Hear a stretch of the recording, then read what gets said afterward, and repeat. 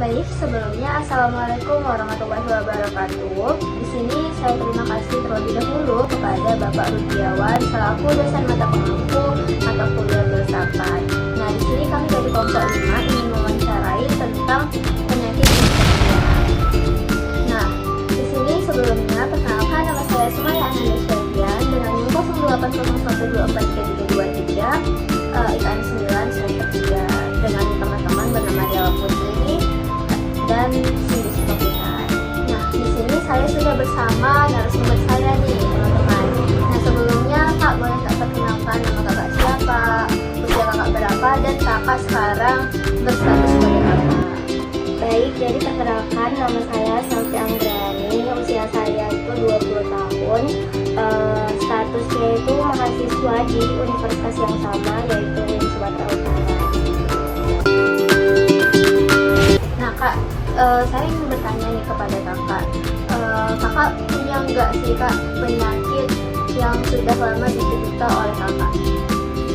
Penyakit yang udah lama, ini penyakitnya itu tipenya yang berat, sedang atau gimana? Boleh Kak, yang berat boleh atau sedang pun boleh, selama yang Kakak derita selama ini lagi. Kalau yang sering diderita itu yang pastinya demam, tapi itu kan udah biasa kayak basic. Sekarang juga saya demam, jadi izin pakai masker, takutnya nanti flu-nya menyebarkan. Tapi yang sering atau ganggu itu penyakit insomnia, kayak jadi kayak gangguan tidur gitu. Gangguan tidur tuh buat jadwal atau pola hidup kita itu tidak teratur, jadi mempengaruhi banyak hal dalam aktivitas sehari-hari gitu. Gangguan insomnia ini terjadi sudah berapa lama Kakak alami Kak? Jadi gangguan insomnia ini udah berapa lama ya? Kayaknya dari kelas 3 SMA. Kelas 3 SMA sampai Iya, sekarang ya iya. Kak? Kelas 3 SMA. Nah Kak, apa sih Kak Kakak mulai menyadarinya bahwasanya Kakak ini mengalami insomnia itu ada nggak tanda-tandanya Kak? Tanda-tandanya apa ya? Awal-awal itu kan kayak kita kan belum tahu kan, apalagi masih SMA, belum tahu itu gara-gara apa.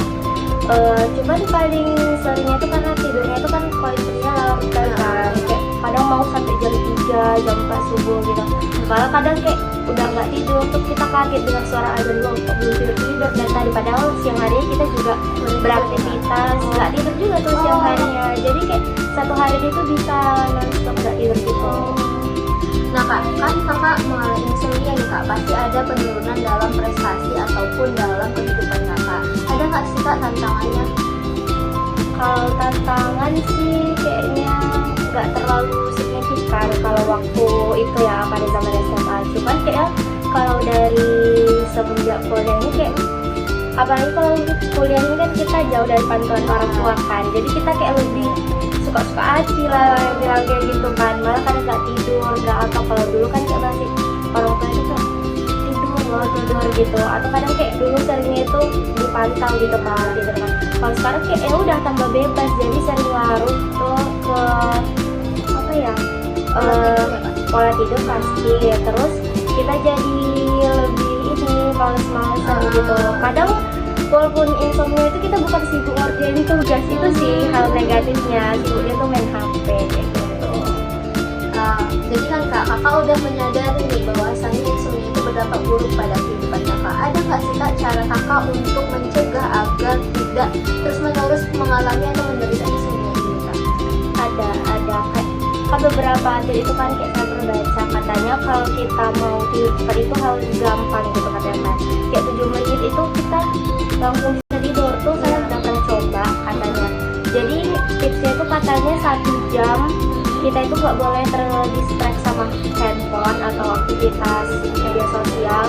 Kemudian 3 jam sebelum tidur kita harus udah makan gitu, jadi perutnya nggak dalam keadaan penuh gitu.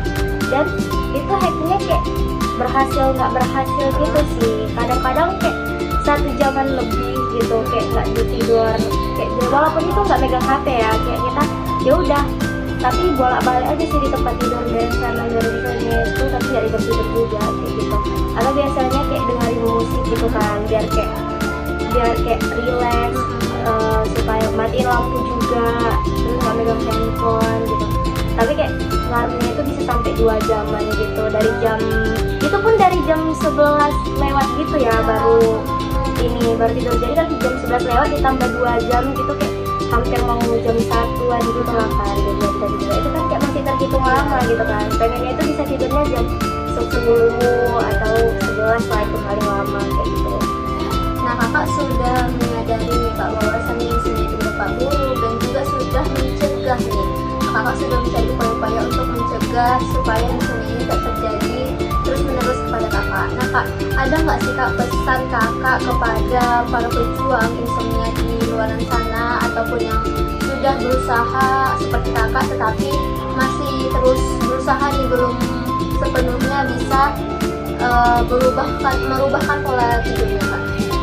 Jadi pesannya itu sebenarnya kayaknya kalau insomnia ini itu gejala awalnya karena kita sering main HP gitu kan. Jadi kayak pola tidur kita itu jadi udah berantakan. Kan kita kebiasaan itu bakal terus berulang-ulang gitu kan. Jadi itu yang diingat sama tubuh kita. Jadi buat pesan di orang di luar sana itu, kita kalau misalnya udah jam 9 itu kita off dari media sosial ataupun handphone, dari radiasinya atau distrik apapun itu.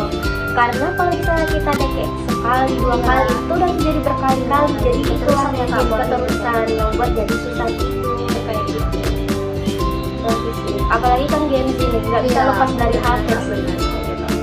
Jadi